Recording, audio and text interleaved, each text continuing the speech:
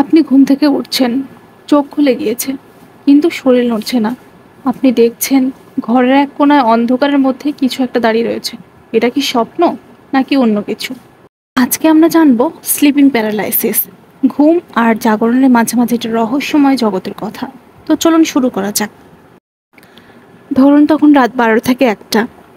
আপনার মস্তিষ্ক তখন আধা জেগে রয়েছে। আপনার কাছে মনে হচ্ছে আপনি স্বপ্নের ভিতরে রয়েছেন।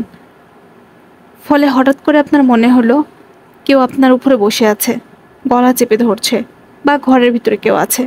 অনেক সময় সংস্কৃতিকে এটাকে ভৌতিক বলে মনে করা হয়, আবার কেউ বলে বোবায় ধরেছে। গ্রামের অনেকেই মানুষ বলে বোবায় ধরেছে। আসলে কি এটা বোবা ধরা নাকি জিনের কোনো প্রভাব?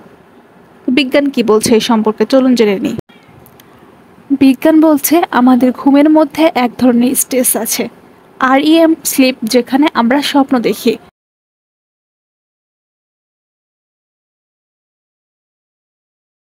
এই সময় আমাদের শরীর নিজে প্যারালাইজড থাকে। আমরা স্বপ্ন দেখে শারীরিকভাবে প্রতিক্রিয়া না দিই। কখনো কখনো আবার হঠাৎ স্ট্রেস থেকে জেগে উঠলেও শরীর প্যারালাইজড হয়ে যায়। তখনই ঘটে এই ঘটনা। কীভাবে বাঁচবেন এই স্লিপিং প্যারালাইসিস থেকে? তো দেখে নেওয়া যাক।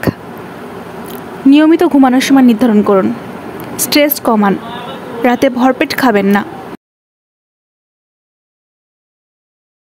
ঘুমানোর আগে ফোন স্ক্রিন এড়িয়ে চলুন।